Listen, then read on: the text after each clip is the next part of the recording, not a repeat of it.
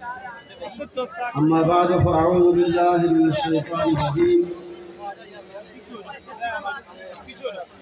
قل لئن اجتمعت الإنس والجن على أن يأتوا بمثل هذا القرآن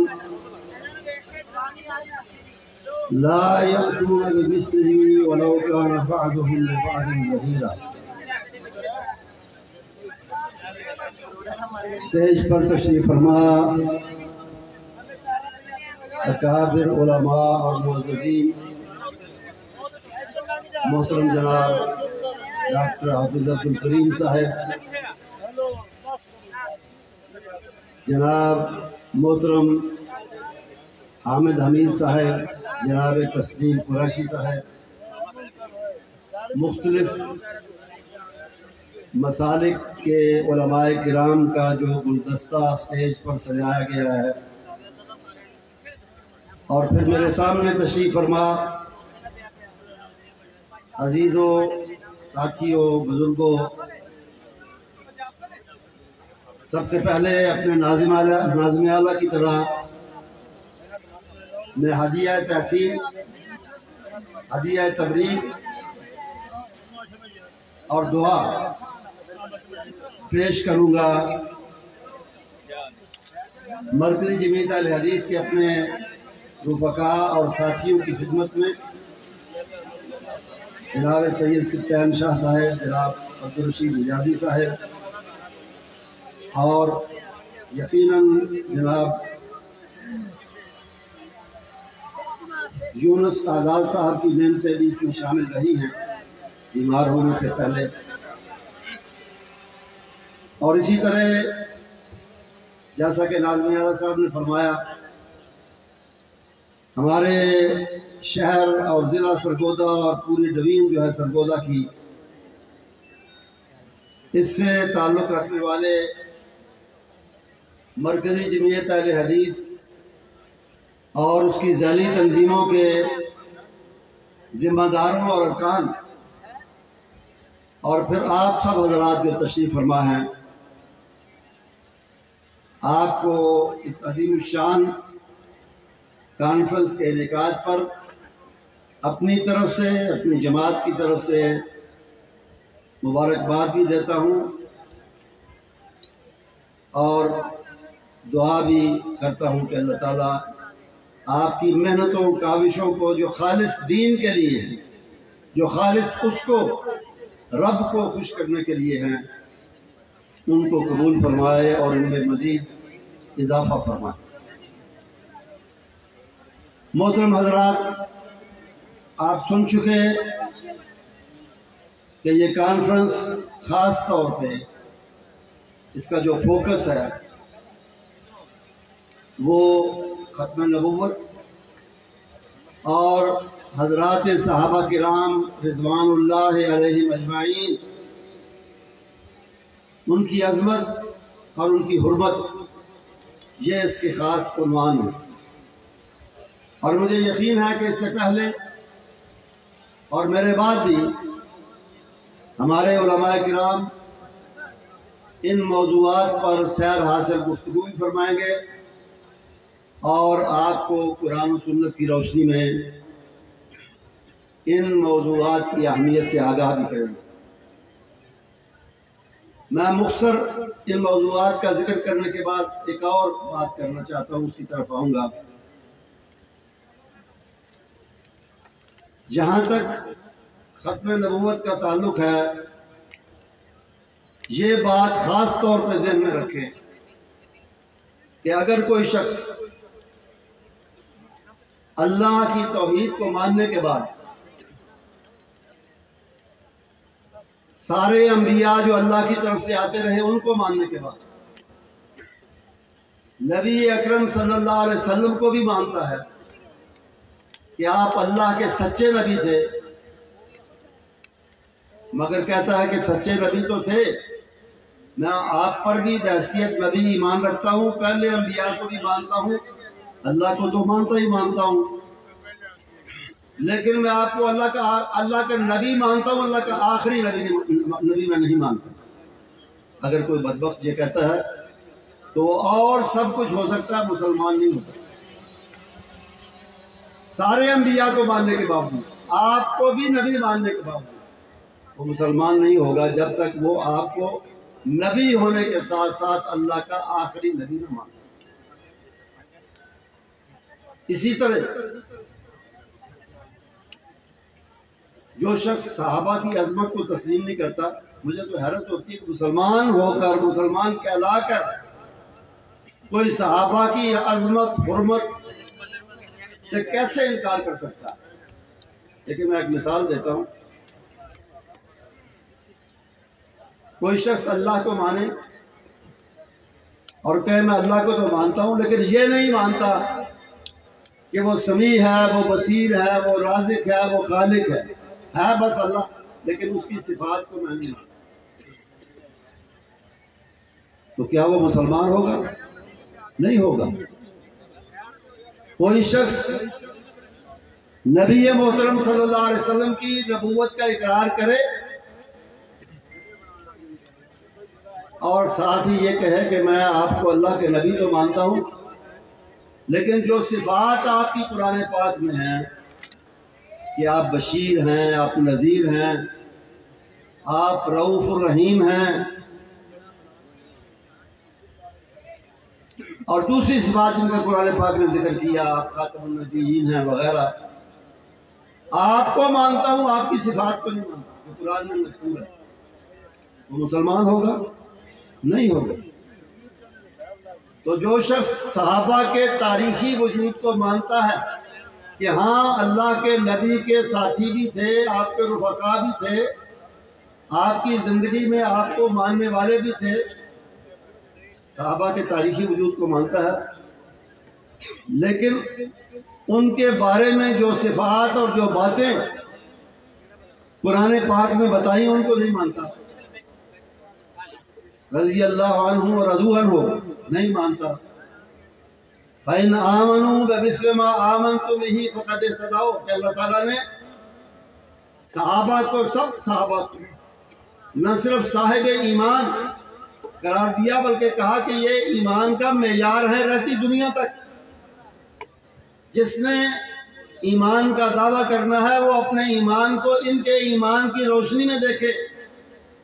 اس کی کوالٹی کی بات نہیں ہے کہ کس کوالٹی کا تھا ان کا ایمان، بلکہ جن چیزوں پر وہ ایمان رکھتے تھے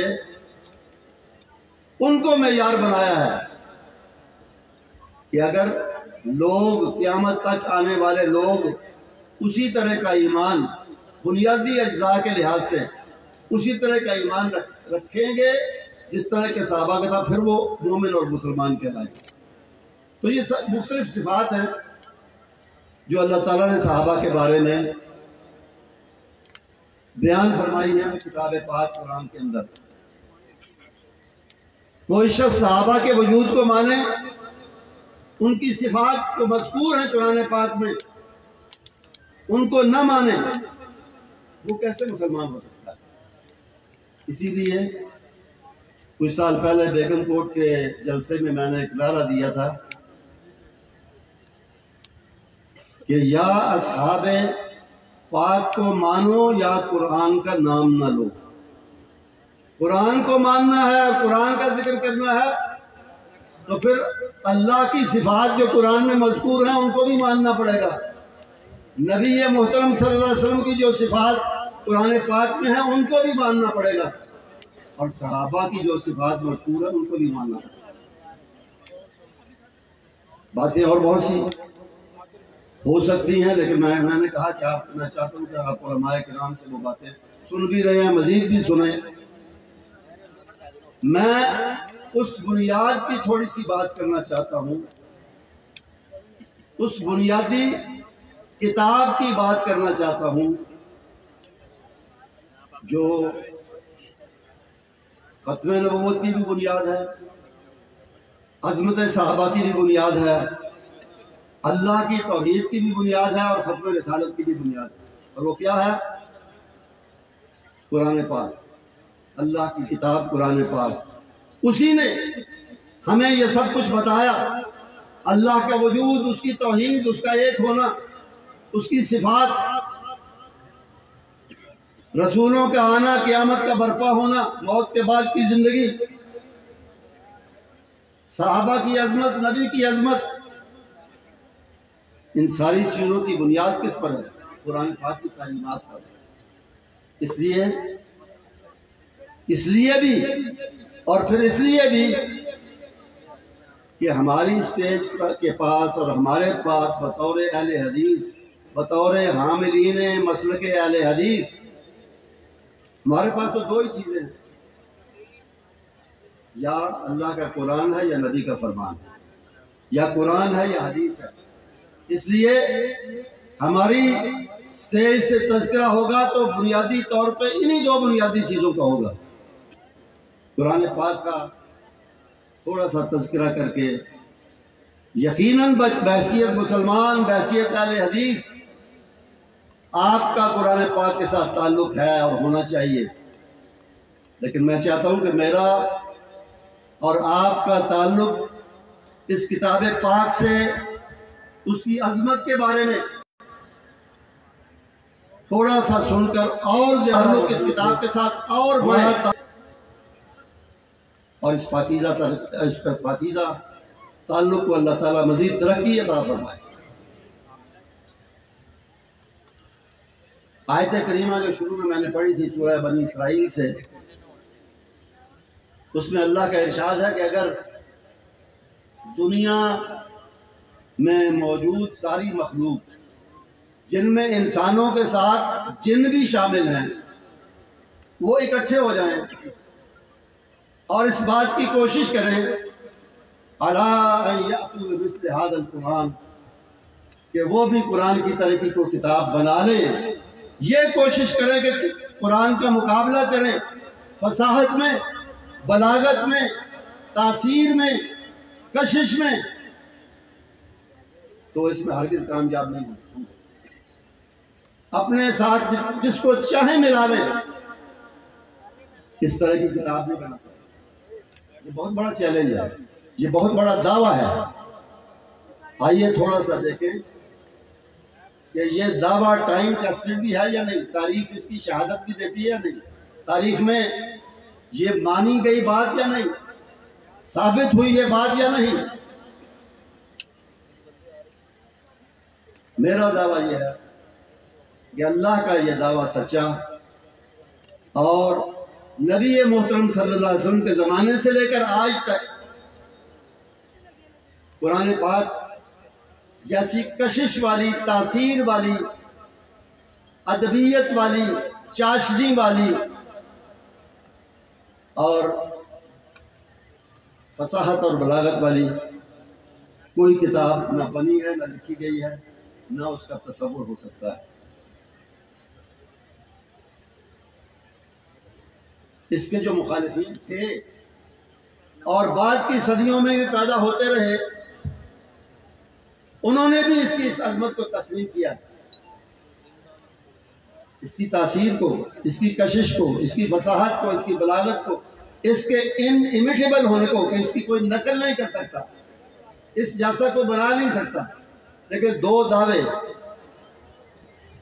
اللہ کے دو دعوے اسی کتاب کے اندر ہیں۔ چیلنج ہے اللہ کی طرف سے، تحدی ہے کہ ان دو فیلڈز میں، ان دو میدانوں میں آؤ مقابلہ کرتے رہے۔ ایک چیلنج دیا نبی محترم صلی اللہ علیہ وسلم کی سیرت پاک کا، آپ کے اونچے اور بے مثال کردار کا، آپ کے اونچے اور بے مثال اخلاق کا دعویٰ کیا تھا، چیلنج کیا تھا۔ سورہ یونس دیکھیں، ارشاد ہوتا ہے فقط لبثت فیکم عمرا من قبلہ افلا تعقلون۔ میں مخالفو، منکرو، میرا بحیثیت نبی کے انکار کرنے والوں، میں تمہارے درمیان رہا ہوں، میرا بچپن بھی تمہارے سامنے ہے، میری جوانی بھی ایک کھلی کتاب کی طرح تمہارے سامنے پڑی ہے، میری ڈھلتی ہوئی عمر بھی تم دیکھ رہے ہو۔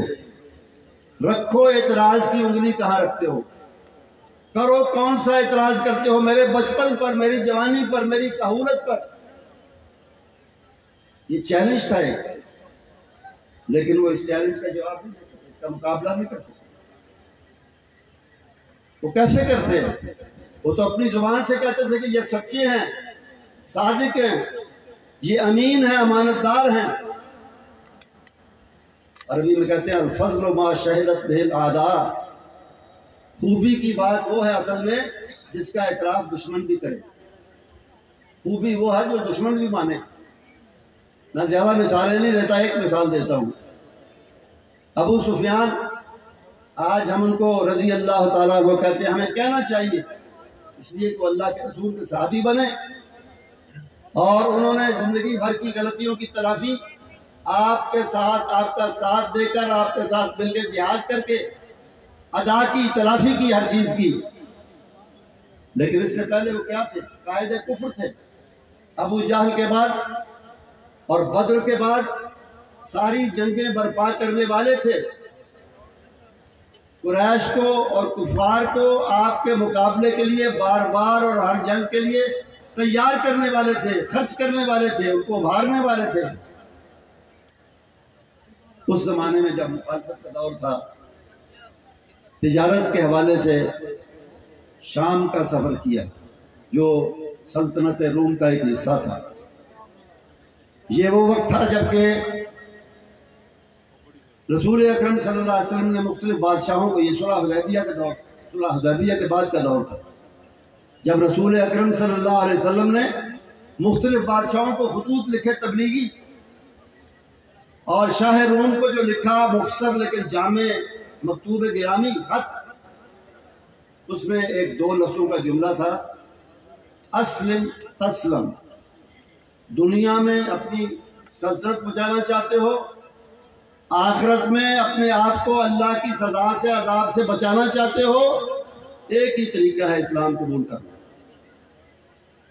وہ بڑا حیران ہوا کہ یہ بادشاہوں کو مخاطب کرنے کا کون سا طریقہ ہے؟ حکماً کہنا کہ اسلام قبول کرو اگر بچنا چاہتے ہو۔ یہ کون صاحب ہیں جنہوں نے لکھا؟ تجسس تھا۔ پتہ چلایا کہ تجارت کے سلسلے میں عرب کے وفود آتے رہتے ہیں، تاجر آتے رہتے ہیں۔ آج کل کو آیا ہوا پتہ چلا آئے ہوئے ہیں، کہا ان کو لاؤ میرے سامنے۔ ابو سفیان کی قیادت میں کچھ تاجر آئے ہوئے ہیں۔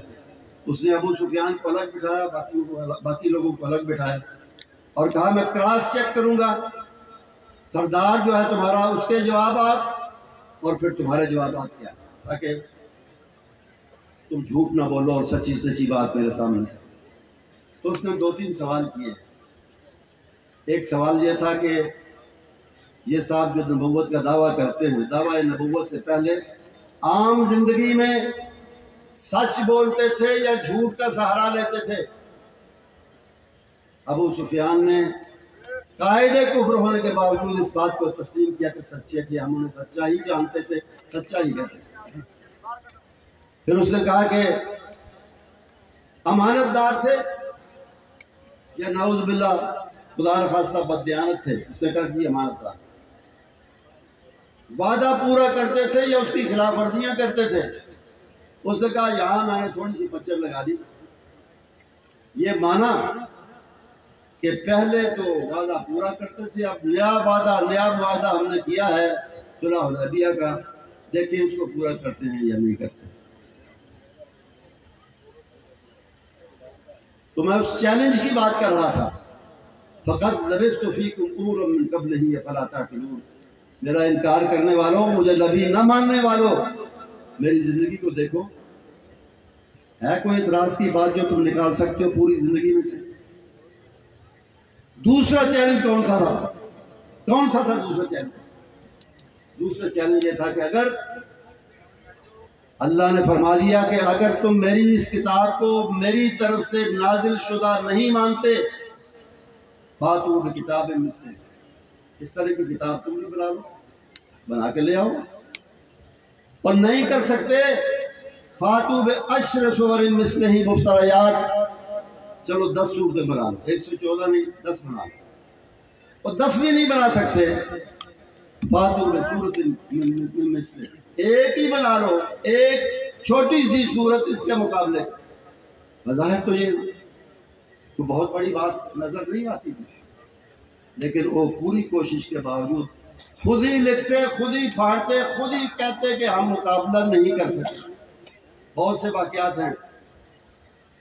ایک یہ بھی ہے جو تفسیر قرطبی نے لکھا ہے سورہ کوثر کے حوالے سے کہ سورہ پاک آئی بسم اللہ الرحمن الرحیم انا اعطیناک الکوثر فصل لربک وانحر ان شانئک هو الابتر. کسی منچرے صحابی نے مسلمان نے اسے لکھ کر اس نے لکھا ہے کہ کعبہ مکرمہ کی دیوار کے ساتھ لگا دیا. یہ ایک چیلنج تھا اس بات کا کہ آؤ اس کا مقابلہ کرو. عرب کا پرانا طریقہ تھا کہ جو قصیدہ جو نظم جو شاعری لوگوں کو بڑا متاثر کرتی اور لوگ اسے پسند کرتے اسے کعبہ مکرمہ کی دیوار کے ساتھ لٹکایا جاتا تھا کہ اس کا مقابلہ کر کے دکھاؤ. اسی حوالے سے علماء جانتے ہیں 7 معلقات ہیں 10 معلقات ہیں 10 نظمیں یا 7 نظمیں لٹکی ہوئی نظمیں جن کو کعبے کے ساتھ لٹکایا گیا. اس نے بھی لٹکا دی کئی دن لٹکی رہی. لوگ لکھتے اور خود ہی فیصلہ کرتے کہ مقابلہ نہیں ہو سکا. اور پھر اس نے لکھا ہے کہ ایک دن اس کے نیچے ایک جملہ کوئی لکھ کے چلا گیا. اوپر لکھا تھا انا اعطیناک الکوثر فصل لربک وانحر ان شانئک هو الابتر. اس نے لکھا ما ھذا قول البشر. یہ انسان کا انسانی کلام ہی نہیں ہے ہم اس کا مقابلہ کیسے کریں. اس چیلنج کا بھی مقابلہ نہیں کر سکتے. ایک تو یہ بے مثال ہے اسی لیے اللہ تعالیٰ نے فرمایا کہ تم اس کا مقابلہ نہ کیا ہے تم نے اور نہ کر سکو. دوسری بات یہ ہے اس کی عظمت کے حوالے سے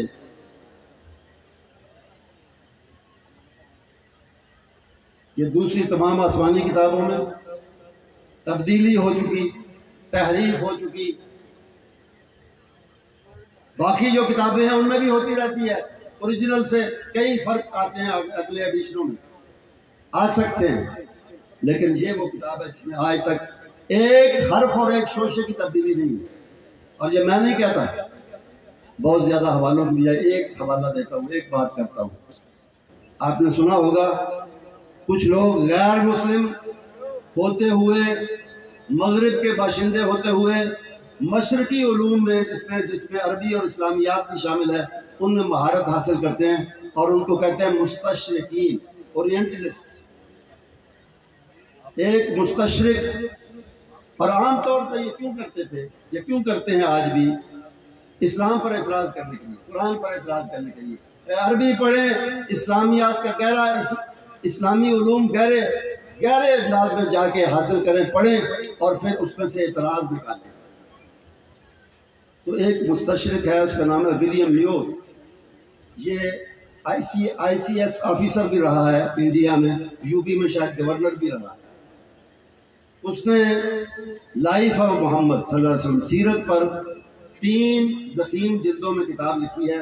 الحمدللہ سیالکوٹ ہماری لائبریری میں موجود ہے. پڑھے بغیر میں بات نہیں کر رہا. اس میں جہاں اسے موقع ملتا ہے تو متعصب جہاں موقع ملتا ہے نبی اکرم صلی اللہ علیہ وسلم کی ذات والا صفات پر اسلام پر اعتراض کرنے سے بھی چوکتا نہیں. لیکن اس کے بعد جب قرآن کی بات آئی تو اس کو لکھنا پڑا. تھوڑا سا انصاف سے کام لیا تو لکھنا پڑا کہ this is the only text which has retained its purity for the last 13 centuries. یہ واحد کتاب ہے دنیا کی اس نے لکھا جو گزشتہ 1300 سال سے اسی طرح پیور اور خالص اور محفوظ ہے جس طرح یہ نازل ہوئی جس طرح یہ آئی تھی. 13 صدیوں میں لکھا. یہ کتاب چھپی تھی 1860 میں. آج ہم کہتے ہیں 14 صدی اب تو 14.5 بھی ہونے کو جا رہی ہے لیکن یہ اس وقت اس نے لکھا کہ 13 صدیاں گزرنے کے باوجود اس میں کوئی تبدیلی نہیں ہوئی نہ کوئی تبدیلی ثابت کر سکتا. تیسری بات اس کی کشش اور تاثیر ہے جس کی وجہ سے یہ عظیم کتابوں میں عظیم کتاب شمار ہوتی ہے اور اس کی بھی بڑی مثالیں ہر دور میں ملتی ہیں. اس کی تاثیر نے مخالفوں پر کیا اثر کیا. اس کی تاثیر ہی کے حوالے سے قرآن پاک کی سورہ انعام میں ایک آیت آتی ہے وَهُمْ يَنْهَوْنَ عَنْهُ وَيَنْأَوْنَ عَنْهُ. وہ خود بھی یعنی کافر قریشی خود بھی اس سے رکتے ہیں اور لوگوں کو دوسروں کو بھی اس سے روکتے ہیں کہ اگر سن لیا تو پھر یہ اب مسخر کر لے گی، قابو کر لے گی، اپنا بنا لے گی سننے والے پڑھنے والے۔ قریش نے اپنے ایک سردار عتبہ کو سفیر بنا کے رسول اکرم صلی اللہ علیہ وسلم کی خدمت میں بھیجا۔ اس نے آپ کو آ کے 3 پیشکشیں کی، آپ نے سنا ہوگا علماء سے، میں مختصر کرتا ہوں۔ اس نے کہا کہ اگر آپ نے یہ نبوت کا دعویٰ کسی لالچ کی وجہ سے کیا تو ہم وہ لالچ ویسے ہی پورا کر دیتے ہیں، آپ اس کو چھوڑ دیتے ہیں۔ آپ کو بادشاہ چاہیے، ہم عربوں نے ایک متفقہ اپنا حکمران نہیں بنایا، ہر قبیلے کا الگ الگ سسٹم ہے، لیکن ہم آپ کو اپنا متفقہ قریش مانیں گے، سارا عرب مانے گا، ہم آپ کو سارے عرب کا بادشاہ بنانے کے لیے تیار ہیں۔ آپ بات کریں، قرآن کو چھوڑیں، دعوی نبوت کو چھوڑیں، بادشاہ بن جائیں۔ دوسری بات، اگر دولت کے لیے ہے تو ہم اتنی دولت اکٹھی کر کے آپ کے قدموں میں رکھیں گے کہ آپ ہم سب سے زیادہ دولت مند اور امیر بن جائیں۔ کریں بات۔ تیسری پیشکش، اگر یہ بھی نہیں، اگر کوئی عورت آپ کے ذہن پر سوار ہے، خدا نخواستہ، نعوذ باللہ، اور اس کی وجہ سے یہ سارا مسئلہ آپ نے چلایا ہے، تو اس کو پن پوائنٹ کریں، اس کی نشاندہی کریں، جہاں بھی ہے، جو بھی ہے، جس خاندان کی ہے، شادی شدہ ہے، غیر شادی شدہ ہے، ہم اس کو بھی آپ کے گھر لانے کے لیے تیار ہیں۔ آپ نے فرمایا چچا میرے پاس تو اللہ کا کلام ہے، بس وہ سن لو۔ آپ نے سورہ حامیم تنزیل کی ابتدائی آیات کی تلاوت فرمائی، اور جب اس آیت کریمہ پر پہنچا فَإِنْ أَعْرَضُوا فَقُلْ أَنذَرْتُكُمْ صَاعِقَةً مِثْلَ صَاعِقَةِ عَادٍ وَثَمُودَ، اگر دلائل کے باوجود جو اس کتاب پاک میں موجود ہیں، ان کے باوجود اگر وہ نہیں مانتے تو پھر ان سے کہہ دو کہ پھر انتظار کرو عاد و ثمود والے عذاب کا۔ اس نے آپ کے منہ پر ہاتھ رکھ دیا، محمد صلی اللہ علیہ وسلم ایسے نہ کہو، تم کہو گے تو یہ بات سچی ثابت ہو جائے۔ واپس جا کے اس نے جو رپورٹ دی وہ کیا تھی؟ اپنے ساتھیوں کو اس نے کہا میں نے بات کی ہے، وہ پیشکشیں ساری دہرائی ہیں، ان کا جواب کیا تھا؟ انہوں نے بےتابی سے پوچھا کیا جواب تھا، کون سی پیشکش انہوں نے قبول کی ہے؟ تینوں کرتے ہیں، تینوں کر لیں۔ اس نے کہا نہیں، اس نے لوگوں کو کلام جو کہتا ہے مجھے اللہ بھیجتا ہے وہ کلام مجھے سنایا ہے، اور میں تمہیں قسم کھا کے کہتا ہوں واللہ ما سمعت مثلہ قط، میں نے اس جیسا کلام اس سے پہلے کبھی نہیں سنا۔ انہوں نے تو سنا نہیں تھا، دور سے مخالفت کر رہے تھے، تو انہوں نے کہا کہ واللہ یا ابا الولید سحرک، ابو ولید اس کی کنیت سے اسے پکار کے کہا کہ اس نے تم پر جادو کر دیا اور کوئی بات نہیں۔ اس نے کہا تم جادو کہتے رہو، ہے جادو جیسا کلام لیکن جادو نہیں ہے۔ اسی طرح ولید بن مغیرہ ایک اور بہت بڑا مخالف تھا، مخالفوں کا سردار تھا، اس نے بھی آپ سے بات کی اور آپ اس کو قرآن سنایا، تو اس کی رپورٹ بھی یہی تھی کہ واللہ انہ لامر عظیم انزل الیکم، لوگوں قریشیوں یہ بہت بڑی بات ہے اس کے پاس، وہ کہتا ہے میرے پاس اتاری گئی ہے بات بڑی، تم اسے مانو یا نہ مانو بہت بڑی بات ہے، یعنی بڑی عظیم بات ہے، بڑا عظیم کلام ہے جو اس کے پاس ہے۔ یہ مخالفوں کا تبصرہ ہے، مخالفوں کی بات ہے، اور بہت سے طفیل دوسی کی بات بھی آپ نے سنی ہوگی، جو مکے سے باہر تجارت کے حوالے سے مکے آیا کرتا تھا، اس کو اس کے دوستوں نے مشورہ دیا کہ محمد کی گلی میں نہ جانا، جیسے کہتے ہیں فلاں کی مسجد میں نہ جانا، محمد کی گلی میں نہ جانا، وہ قرآن پڑھتے ہیں تو لوگ دل مسخر ہو جاتے ہیں۔ اس نے جب سنا تو وہ بھی مسلمان ہوا، اور بہت سے واقعات۔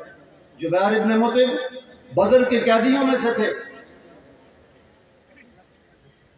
رسیوں سے بندھے ہوئے پڑے تھے قیدی مسجد میں، رسول اکرم صلی اللہ علیہ وسلم سے تلاوت سنی. وہ کہتے ہیں کہ شام کی غالباً مغرب کی نماز تھی، تو آپ نے اس میں سورہ طور 27ویں پارے کی ایک سورت ہے، سورہ طور کی تلاوت فرمائی. ایک سے ایک بڑھ کر متصل سورت ہے اس کتاب کے اندر. تو کہتے ہیں کہ کادا قلبی یطیر، میرا دل میرے قابو سے نکل گیا تلاوت قرآن سن کر. یعنی قریب تھا کہ میں اپنے دین کو چھوڑ کے مسلمان ہو جاؤں. پھر میں نے اپنے آپ کو جی گڑا کیا، دل مضبوط کیا کہ نہیں، اب اجداد کے دین کو نہیں چھوڑنا. لیکن قرآن نے اس کو بھی متاثر کیا، اس کو بھی مسخر کیا. اور حضرت عمر رضی اللہ تعالیٰ عنہ کا واقعہ دہرانے کی ضرورت نہیں، میں اشارہ ہی کرتا ہوں. گھر سے نکلے تھے شکار کرنے، خود شکار ہو گئے. دو چیزوں نے متاثر کیا میں سمجھتا ہوں ان کو.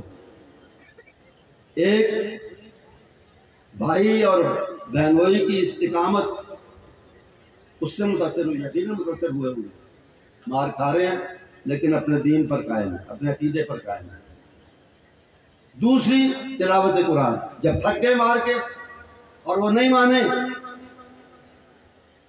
تو انہوں نے کہا اچھا یہ تو بتاؤ پڑھ کیا رہے تھے میرے آنے سے پہلے، جس کی آواز میں نے باہر سے سنی. وہ سورہ طٰہٰ کی تلاوت کر رہے تھے. وہ سورہ مبارکہ جس کے بارے میں رسول اکرم صلی اللہ علیہ وسلم نے فرمایا کہ اللہ رب العرش نے آسمان و زمین کی پیدائش سے بہت پہلے، غالباً 1000 سال پہلے، وہ خود پڑھ کے سنائی تھی فرشتوں کو. اور فرشتوں نے سن کے کہا کہ طوبیٰ لأجواف تحمل ھذا، ان پیٹوں کے لیے، یعنی ان ذہنوں کے لیے، ان جسموں کے لیے مبارک ہے، مبارک ان سینوں کے لیے مبارک جو اس کو محفوظ کریں گے اپنے اندر.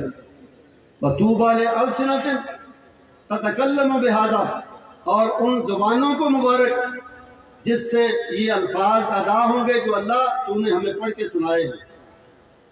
وطوبیٰ لأمۃ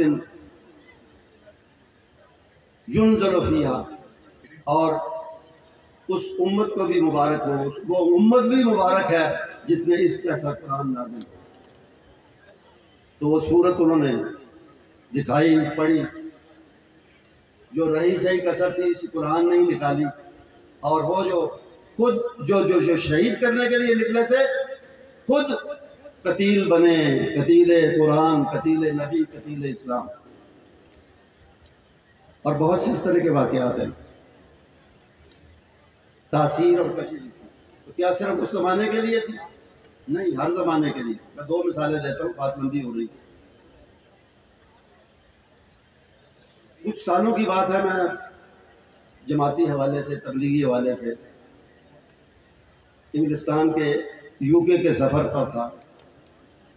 تو نئی کتاب ایک فرانس سے آئی تھی، اس کا ترجمہ انگریزی میں بھی ہوا، اردو میں بھی ہو چکا ہے، لیکن اردو کا ترجمہ کوئی اچھا نہیں ہے. بہرحال کتاب کا نام تھا the Bible, the Quran and science, اور لکھنے والا ایک فرانس کا ایک سرجن تھا، ڈاکٹر تھا. اس نے لکھا یہ اس میں مثالیں دے کر کہ سائنس اور موجودہ علوم نے ہماری، اس نے لکھا کہ ہماری بائبل کی بہت سی باتیں غلط ثابت کر دی، لیکن قرآن کی کوئی ایک بات بھی غلط ثابت کرنے میں موجودہ علوم کامیاب نہیں ہوئے. یہ کتاب کا موضوع تھا اور اس کی مثالیں بہت سی تھیں. تو مجھے کتاب پڑھ کے خوشی بھی ہوئی اور حیرت بھی، افسوس بھی ہوا. خوشی اس بات کی کہ غیر مسلم ہماری کتاب پاک کی تعریف کر رہا ہے، اور حیرت یا افسوس اس بات کے کہ اتنا کچھ مان کے، پڑھ کے، لکھ کے مسلمان وہ پھر بھی نہیں ہوا. اس بات کا افسوس ہوا اور حیرت ہوئی. پاکستان آ گیا میں. آنے کے کچھ عرصہ بعد نوائے وقت اخبار میں ایک کونے کے اندر چھوٹی سی خبر میں نے پڑھی کہ فرانس کے مشہور ڈاکٹر مورس بکائی نے اسلام قبول کر لیا. وہی بدلا تھا. بڑی خوشی ہوئی مجھے کہ چلو جو مجھے افسوس ہوا تھا وہ دور ہو گیا. اس کے کچھ عرصہ بعد میں نے اس کا ایک انٹرویو پڑھا جس میں اس نے بتایا کہ مسلمان کیسے ہوئے. یا اسلام سے متاثر کیسے ہوئے؟ اس نے کہا کہ میرے پاس عرب کے شہزادے بھی آتے چیک اپ کے لیے، ان میں شاہ فیصل بھی شامل تھے، وہ بھی میرے پاس آیا کرتے تھے۔ تو ایک مرتبہ آئے تو میں نے ان سے کہا، میری ان سے بے تکلفی ہو گئی تھی، میں نے ان سے کہا کہ بادشاہ سلامت، یہ قرآن کا بڑا جھنڈا اٹھایا ہوا ہے آپ مسلمانوں نے، تو میں پڑھتا ہوں مجھے تو سمجھ نہیں آتی، ایک بات یہاں سے شروع ہوتی ہے پھر اور بات پھر اور بات پھر اور بات، تو اس میں ربط مجھے نظر نہیں آتا۔ تو انہوں نے بڑے تحمل سے بات سنی اور کہا کہ یہ بتائیں ڈاکٹر صاحب، آپ نے اصل عربی میں قرآن پڑھا ہے یا اس کا ترجمہ پڑھا ہے؟ اس نے کہا میں نے تو ترجمہ پڑھا۔ تو انہوں نے کہا پڑھے لکھے ہیں، اور عربی قرآن کی عربی مشکل نہیں ہے، وَلَقَدْ يَسَّرْنَا الْقُرْآنَ لِلذِّكْرِ فَهَلْ مِن مُّدَّكِرٍ۔ قرآن کی عربی آسان عربی ہے، آپ ٹیوٹر رکھیں، استاد رکھیں، عربی پڑھیں اور پھر قرآن کو براہ راست پڑھیں، اگلے سال میری زندگی رہی میں پھر آؤں گا، پھر میں آپ سے بات کروں گا۔ ٹھیک ہے، بات ہوگی۔ اگلے سال آئے، انہوں نے خود بات چھیڑی شاہ فیصل نے، تو انہوں نے کہا ہاں جی ڈاکٹر صاحب پڑھی آپ نے عربی؟ ہاں جی پڑھی۔ پڑھا قرآن؟ ہاں جی پڑھا۔ پھر کریں بات، کیا اعتراض ہے؟ اس نے کہا جی اصل زبان میں پڑھا ہے تو اس کی فصاحت، اس کی بلاغت، اس کی کشش مجھے اپنے ساتھ بہا کے لے گئی ہے، اب میرے ذہن میں کوئی اعتراض نہیں۔ یہیں سے ابتدا ہوئی اور اسلام سے متاثر ہوا اور پھر بالآخر مسلمان ہوا۔ دوسری مثال، انگلستان ہی کا ایک گویہ تھا، سنگر، اور پاپ سنگر یہ جو ناچ کے گاتے، اب تھوڑا تھوڑا ہلتے تو میرا خیال سارا ہی ہے، لیکن وہ خوب ناچتے ہیں گاتے ہوئے، پاپ سنگر۔ وہ پاپ سنگر تھا، اس کا نام تھا کیٹ سٹیونز۔ کیٹ اس کا اپنا نام تھا، سٹیونز اس کا خاندانی یا سر نیم تھا، فیملی نیم۔ وہ بھی آج مسلمان ہے اور اس کا نام ہے یوسف اسلام۔ فلاحی کام کرتا ہے، اس نے ایک NGO بنائی ہوئی ہے کسی ملک میں، مسلمان ملک میں خاص طور پر زلزلہ آتا ہے، سیلاب آتا ہے، تو اور بات ہوتی ہے، پاکستان میں بھی آیا ہے ایک دو مرتبہ، تو وہاں وہ فلاحی کام کرتا ہے، تو چھوڑ گیا وہ گانا جانا۔ تو اس کا انٹرویو بھی میں نے پڑھا، اس سے بھی پوچھا کہ کیسے مسلمان ہوئے اور یہ نام تم نے کیسے رکھ دیا؟ تو اس نے کہا کہ کسی مولوی نے مجھے مسلمان نہیں کیا، میں قرآن پڑھ کے مسلمان ہوں۔ اور اس نے کہا کہ ساری صورتیں اچھی لگی مجھے پڑھتے ہوئے، لیکن سورہ یوسف نے مجھے بڑا متاثر کیا، اس لیے جب میں مسلمان ہوا تو میں نے اپنا نام رکھ دیا یوسف۔ تو اس کا یہ اسلام جو ساتھ لگایا ہے، یہ کیا ہے؟ فیملی نیم، ہمارا فیملی نیم تو سٹیون تھا۔ تو اس نے کہا کہ وہ میرا فیملی نیم تھا، لیکن اب میں اسلام کا بیٹا ہوں، اس لیے میں نے اپنا نام اسلام رکھا۔ یہ وہی بات ہے جو سیدنا سلمان فارسی نے کہی تھی۔ کسی نے پوچھا کہ ہم سب خاندانوں والے ہیں، فلاں کا یہ خاندان، فلاں کا وہ خاندان، آپ کا خاندان کون سا ہے؟ تو انہوں نے کہا انا ابن اسلام، میں اسلام کا بیٹا ہوں، کسی خاندان سے نہیں، اسلام سے میرا تعلق۔ تو یہ یوسف اسلام، یہ آج کے زمانے کی بات ہے۔ دو مثالیں میں نے دی کہ صرف یہ نہیں کہ نبی صلی اللہ علیہ وسلم کے زمانے میں، یہ بات کے اعتبار میں لوگ متاثر ہوئے اس کتاب پاک کی کشش سے، اس کی تاثیر سے، بلکہ ہر زمانے میں ہوئے ہیں۔ ہمارے لیے بھی صرف ایک شرط ہے، صرف ایک بات ہے، ہم اپنے کان، اپنی آنکھیں، اپنا دماغ، اپنا دل، اپنے دل کی کھڑکیاں اور دروازے اس کے لیے کھولیں۔ آج بھی یہ ہمیں متاثر کر کے اللہ کی طرف کھینچنے کے قابل ہے اور کھینچ سکتا ہے۔ اللہ تعالیٰ ہمیں قرآن سے اور قرآن کے حوالے سے، پھر خود اللہ سے اور نبی محترم صلی اللہ علیہ وسلم سے اور صحابہ کرام سے اپنے تعلق کو مضبوط سے مضبوط تر بنانے کی توفیق عطا فرمائے۔ وآخر دعوانا ان الحمد للہ رب العالمین۔